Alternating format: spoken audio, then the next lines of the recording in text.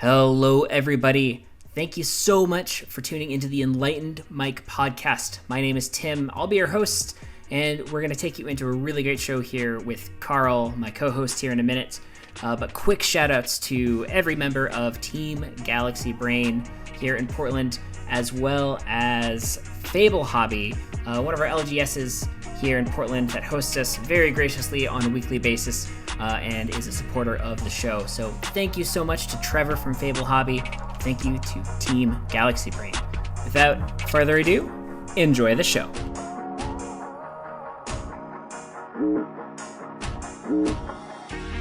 Galaxy, the universe, tried everything to make it work, but we can't stop. No, we can't stop the sky from falling.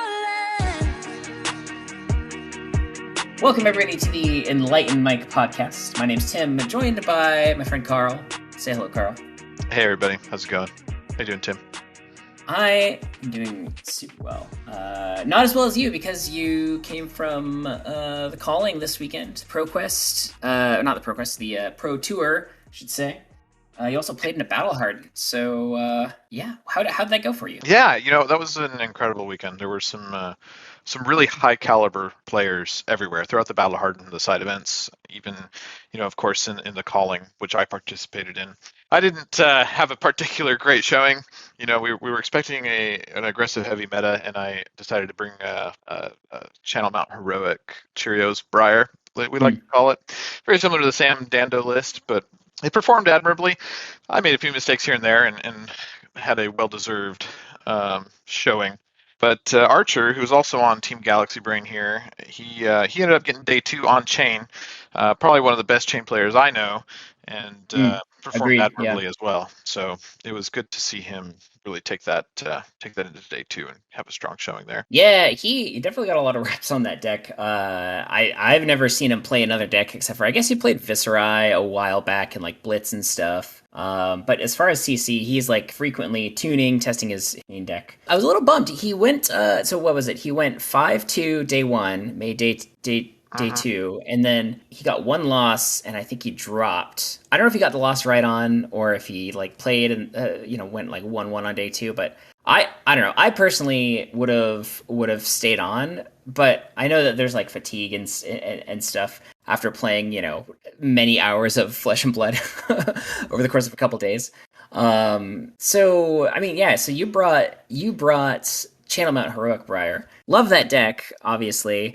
And yeah, you said you got the Sam Dando list, and you made a couple of modifications. I know one of them was Red Whispers. How did that feel for you in testing and at the events, obviously? Yeah, so we came down with one red non-attack action and went down with 2 of the Sting of Sorceries, which felt a little underpowered overall. You really had to have a wide turn to make that deal more than 3 damage. And if you're having that wide of a turn, you're already really pushing ahead, right? So Whispers felt awesome. One, it blocks for 4 with an embodiment up, which on its own is very solid. 2, it sets up for some known Sonatas, right? So if you Whisper Sonata, you can set up that attack non-attack mix, being able to see 4 cards before you do it. And then those 2 together, of course, create the Embodiment of Lightning that keeps you going off of that attack action you just drew from the Sonata. And then Right. The kind of worst way to play for it is to just dig deeper for Channel Mount Heroic, which, if you think about it, the red and be able to dig through and set up for that big turn is what Briar's trying to do from all facets. So that was, honestly, it's probably the MVP of the deck outside of Channel Mount Heroic itself.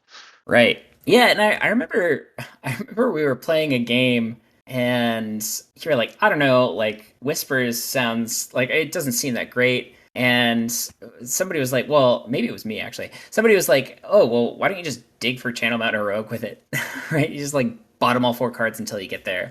And that's definitely a use case for the card, right? Like on its surface, I was a little dubious. Like whispers, like that's fine, that's cute and all. But it seems really powerful because I know that our biggest problem with the deck before you, I know you switched around to a couple other decks, and I'd love to hear more about that too. But Uh-huh. our biggest problem with the deck is that if you didn't have a Channel Mount Heroic, you were just dead in the water, and it just felt so underwhelming. So yeah, yeah. Sorry that you didn't, do as well as you wanted, but yeah. I mean, how would you play the deck again going forward? Would you play that like if you're gonna go to a Pro Quest this weekend? There is actually a Pro Quest this weekend, which is funny. Uh-huh. But if you were gonna go to a Pro Quest this weekend, would you play that deck again? Yeah, good question. And speaking to the whispers just quickly, yeah, sometimes you just dig. You see four reds that you don't want to see, and you've got a blue that you're holding on to. It makes sense just to bottom the four cards and go for that Channel Not Heroic, get you that much closer. The last one I failed to mention was Ravenous Rabble. It combos well with Ravenous Rabble as well because you can guarantee your top card is a red. So anyway, that's 4 or 5 different ways that the card's really playing for us. And then as far as the deck choice. I had done a lot of testing with Prism when pre-Starvo nerf, right before they changed Viserai and nerf to Autumn's Touch for Starvo, which seems like such a mild hit, but it's a pretty big hit for a Starvo that might want to play more defensive like the Michael Hamilton list. So as far as the choice itself, I was a little bit late to the party for changing for the calling in ProQuest weekend, and I wasn't confident in the amount of time that I had to get the reps I needed to play Chain. Archer nailed it. He nailed again. Archer's a guy on Team Galaxy Brand with us, but he nailed the meta choice in Chain in that it's solid against Starvo, it's solid against Fatigue. It crushes Prism now. It's gone are the days of the Tyler Horsepool Fatigue against Chain. And there's a few reasons for that, which we can talk about. But I would probably have taken Chain if I just had more time to get reps. I had played Briar previously. I was very comfortable with Briar and Limited. It was a really easy transition. Yeah, I played a lot of Katsu and bears some similarities, right? Creating embodiments is a little bit different, but Yeah. that's about it, right? You're still trying to just go wide and go tall whenever you can. Yeah, totally. Yeah, I mean, I feel the same where I feel like a lot of people, and especially back before Ball Lightning was banned, right? Like Lightning Briar was just like I think that deck was like a much lower skill cap than the skill floor I should say was a lot lower than the Channel Mount Briar list because you can't just with Channel Mount Briar you can't just pop off out of nowhere. Like you can have some like decent turns, but they're pretty underwhelming compared to what the rest of the format's doing, right? So, yeah, and I mean, as far as Chain, like what I love about Archer and his list is that he knew exactly what he was going to attack, right? Like he was like, okay, I'm gonna beat Starvos and I'm gonna beat like Prisms, and I'm good enough against everything else. And he went in and he like a week to week he was like, oh, maybe I should try this, maybe I should try that. I kind of want to do this, and he like tried different amounts of blood debt, different pitch ratios and stuff like that. And he came out with something really solid where the when I was on Starvo against him the first few weeks, I didn't feel like I was going to lose at all, and then he kind of figured out how he wanted to pitch stack and how he wanted to fight against the Guardians that were trying to fatigue him. And yeah, he came away with a really solid plan and a really solid deck, and I mean a really solid record too. So yeah, big shout out to Archer. I don't know if he's on like Twitter or something, but once he is, yeah. Yeah, Sir Archibald in Discord. If you're local to Portland, you can look him up there and hit him up for some chain advice. He's very active in the community. He's active in the major Fab Discord channel as well. If you want to chat about chain tech, he's got it down pretty solid. He will talk to you about Chain too. I've had a lot of conversations about Runeblade with that guy. So yeah, cool. Yeah, I mean, I think anything else to say about this the Briar list before we move on to our next topic? Yeah, I don't think so. It's still a solid pick. It can can put out some really decent numbers without Channel Mount Heroic, and then when Channel Mount Heroic is out, it can just steamroll any opponent. It doesn't matter the Yeah. deck. So that's where I think the strength really lies. Yeah. And I just wanted to quickly touch on the other deck that you had been getting a lot of reps with. It was Prism, but it was a little bit different, right? So you weren't doing the aura like tank plan. You were, I mean, your primary plan was just heralds, right? Herald, pummel, that kind of thing. I think you were running Tunic. You weren't doing the Tome. I'm blanking on the name. Tome of Ascendancy. Tome of Divinity. Divinity. Yep. Yeah, Tome of Divinity.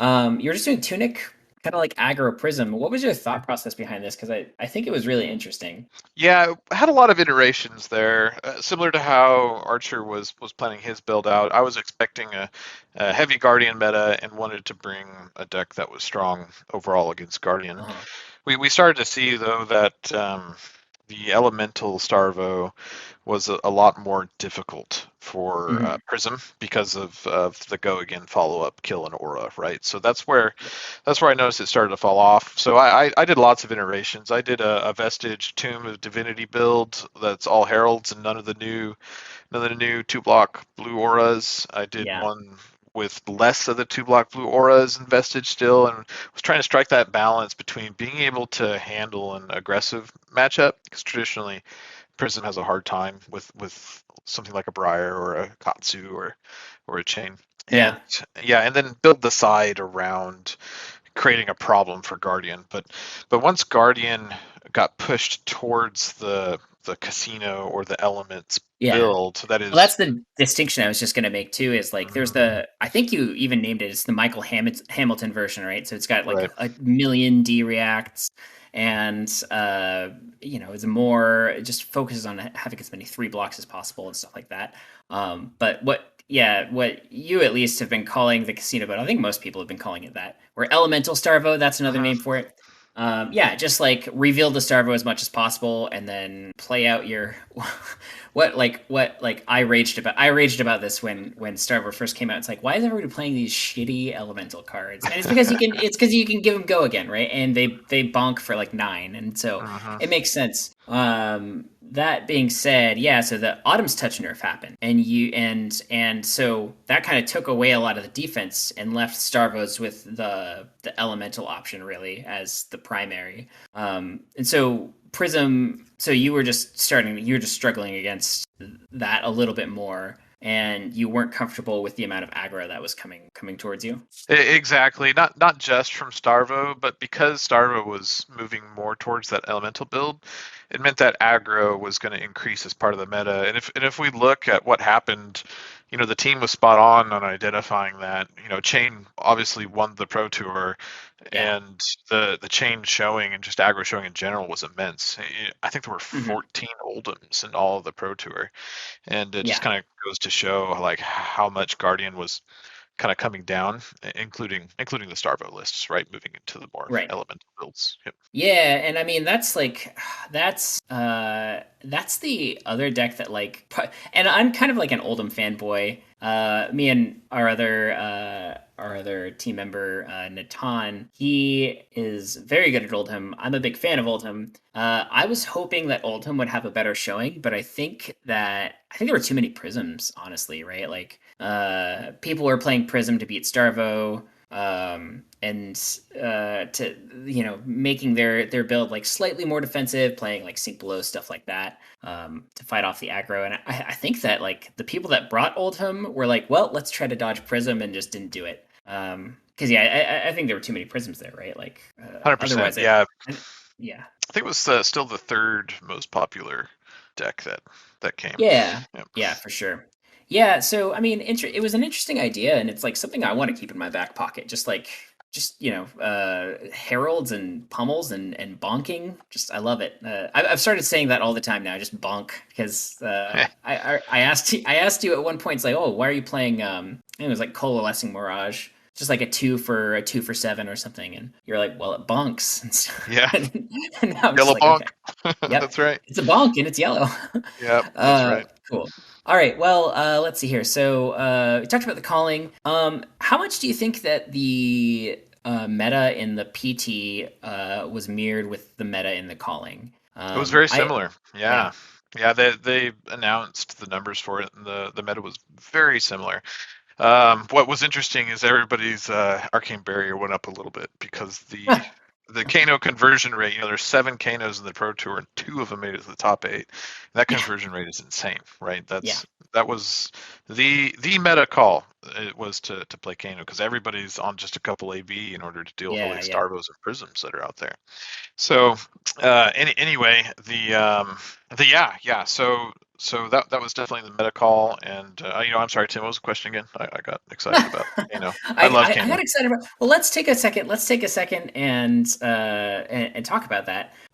So yeah, the calling and the PT, those were they were mirrored pretty closely. But in the Yeah, second day, people upped their AB because they were scared of Kano, rightfully so. But I think it's really interesting because yes, 7 Kanos on day one, and then 2 made top 8. That is insane. That being said, I think that what's going to happen is we're going to see people like so the guy that went he was like first seed going into top 8, I think. And he yeah. lost So he lost in the quarters. that's right. Alexander Vor Yeah. was first seed. I've actually played against him Me too. in I've some. lost to him a bunch actually. Yeah, yeah. I've beat him some and lost to him some. We were neck and neck for first in one of the big like 3-month league tournaments that we were doing. He ended up getting me in the last game to take first, but it was good. It was excellent competition. He was an incredible Kano player, very gracious Yeah. to player as well, and you could tell that he, Yeah. he Yeah. really loved he really loved Wizard. So he definitely got his day in the light there at the Pro Tour, and good on him for piloting it there too, because it's Yeah. Kano was a difficult deck. In fact, in the airport, Archer and I were sitting down because Archer and I both love Kano also, and we were just going through combos, and we were like drawing 4 cards and say, okay, maximize output. What can we do?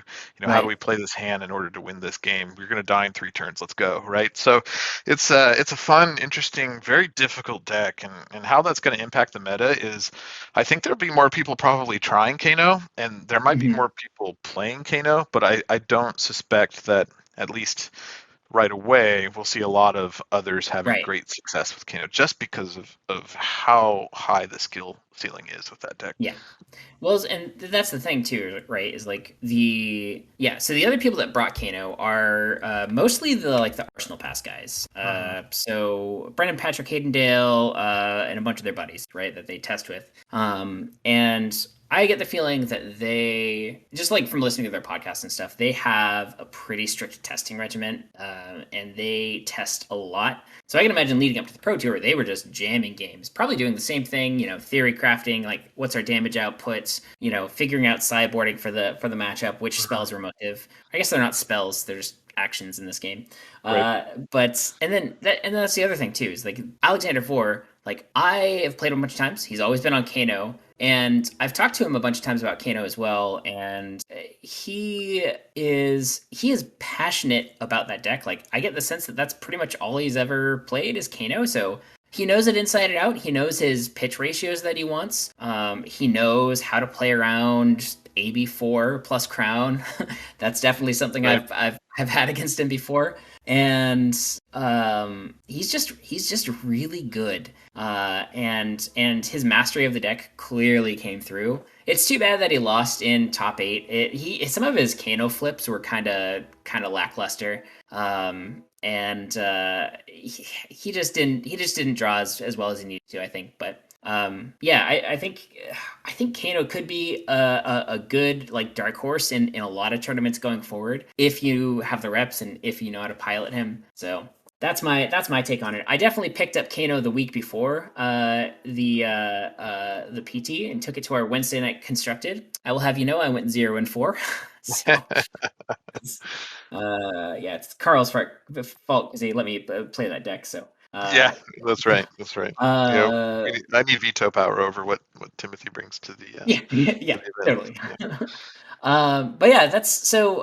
Where were we? We were talking about the calling and the PT. I also, yeah, I want to touch on that. So you, the meta of the calling and the PT were pretty close, plus or minus some AB ones. Hmm, hmm. And I think that you said too that Team Galaxy Brain kind of nailed the meta. We talked about this a lot. I know that I know that Archer plays a ton and also listens to a lot of podcasts and also does a lot of testing. So like I think he had a good handle on the meta. I think you had a pretty good handle on the meta as well. Like I could scroll up in our Discord and find the breakdown where you're like, oh, I think it's going to be X% this, X% that. I think it's pretty close, within 5% or so. Hmm. And so going into the weekend, if you were to do it again, knowing that you were correct, what do you think you would have done differently? Yeah, good question. I think I would have forced myself just to get more reps on Briar. Briar Mm, is like a very simple deck to play, a couple non-attacks and some attacks, right? But there's this interesting nature that doesn't exist in something like Magic the Gathering, where, I know you and I have a lot of experience there. mhm. In Magic the Gathering, you don't have an arsenal, right? So you maximize your every single turn, right? And Right. sometimes there's some setup for a combo, right? But you're still maximizing that turn in order to get to that combo. Well, if you play that way in Flesh and Blood, you put out a bunch of really mediocre turns. But if you do this cycle down, cycle up nature, where in one turn you're cycling down and doing a little bit of damage just to get a little bit of a life lead or potentially get a card out of their hand with a prominent like on hit effect, and then you cycle down, you arsenal a really strong card, you leave an embodiment of lightning out, and then you cycle up. You play your Chalamat heroic, and then you play out of arsenal, and now you have a 5 card hand with a free go again on the board. You can really output way more than you ever could by just maximizing every individual turn, right? And I didn't Right. start to really pick up on that until just like just before the calling on Pro Tour weekend. Mm, So there's just some things that I would have liked to have done so that I could have maybe shown a little bit better. I had a really poor interaction also with somebody who was playing a little bit sharky, right? I'm not going to call out names or anything, but I uh I didn't call a judge, and I should have. This guy was putting like his tunic behind his deck in weird spots. He had all his tokens out up on the combat chain, which was kind of strange. And he's being kind of belligerent. Like he didn't want to roll dice a certain way, didn't want to roll my dice. Like it was all just very fishy. And I spoke to a judge afterward and talked to him about it, and he really iterated something that I think hit home. And James White said this to the whole Pro Tour crowd, was that the goal of this game is to play great games in Flesh and Blood. He's not joking. So when I was talking to some of the judges afterwards, and I'm a judge as well, so I was talking to some of the other judges, and he was saying that permeates throughout all the judging. Um, like circles, right? So if I were to have brought a judge over and just got up and said, "Look, I'm playing against this guy. He's playing like, the stereotypical MTG grinder that just is trying to beat you up over every little rule and right. what have Right. you, right?" And I said, I am not enjoying my Flesh and Blood gaming experience playing against this person. That judge is going to rule in your favor because as long as it's within the rules, of course. He's not going to break rules for you, but as long as it's within the rules and there's a judge call that could go either way, and you're saying, "Look, man, I'm just not having a good time right now with this experience." That's not what they want. They want Yeah. you to be enjoying and having a good time. They want you to be, playing great games in the Flesh and Blood and really embodying what James White is telling us over the mic. So it's actually really, really validating for the card game itself. I think to hear that from another judge that would have been judging in my game. And I guess I'm saying all of this to encourage you, Tim, or anybody listening, that don't hesitate to call a judge over and just talk to him. We're all people, and we all want to have great games in Flesh and Blood. So there you go. I think that's those are like the two big things I really would have wish I'd done differently as part of Right the on. Pro Tour. Yeah, man. I mean, that's a whole topic, right? Is like, honestly, I think that if you have any kind of a doubt or question, I think just call a judge, right? Like that's something that when I started playing Magic, I Well, not just when I started playing Magic. When I started playing Magic and I started getting interested in like going to competitive events, there were definitely one or two times where I feel like I got taken advantage of because somebody kind of coerced me out of calling a judge or whatever.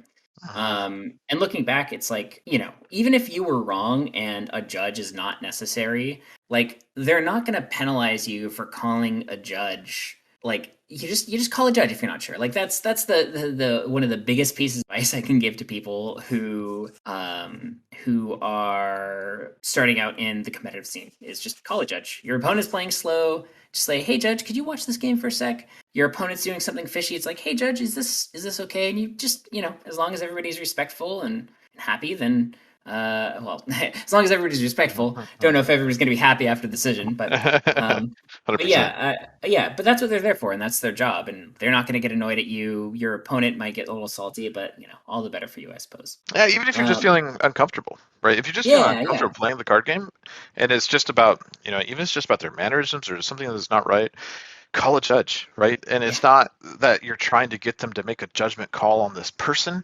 It's that when you do, you are empowered by that judge to have a better game, right? yeah, Because you've exactly. done what you needed to do to make it happen. So, yeah, it was Yeah. interesting. We had actually a very cool experience after the weekend. Archer and I were pretty exhausted. We checked out of our Airbnb at like 11, and we went and had lunch, and then we just headed straight to the airport. And it was like, I want to say Oh, right on. noon. Yeah, it was like 12:30, and our flight didn't leave till 8 p.m. So Oh, we were sitting in the bar at a table. We had our cards out, and I put the box of tails on the table that I got from winning some side events, and we were gonna just run some sealed games. And this guy walks up and he goes, "Hey, were you guys at the Pro Tour?" He goes, "Oh yeah, we were there. We talked about it a little bit, and then we invited him over to sit with us. This is a nice guy named Ravi." And we ended up playing a three-way seal out of the oh, tails, right? And we had a blast, and like yeah, that's we had a awesome. good time. And I personally am consider myself to be very good in sealed. I have a fairly high rank in sealed itself, or in limited, I should say. As part of Flesh and Blood, so I was helping like Archer and Ravi with some pointers around like how to build their decks and what could be more effective. And I was sat next to Ravi and helped him with some of his lines, and it was just it was just an amazing like Flesh and Blood community experience that Yeah, I haven't really experienced in a lot of other places. So that yeah. that part, is a stark contrast to that kind of negative experience that I had at No, the beginning that really absolutely. just brings home like why I play this game. So, Yeah. all right. No, totally. And I mean, even like we'll use the '04 Kano night as a reference. I had a blast playing Kano, even though I didn't win a single game, because my opponents love the game. They want to be there. Well, my opponents are like rooting for me to like go off with Kano. They're like, oh snap. Oh, are you gonna Mm-hmm. do it?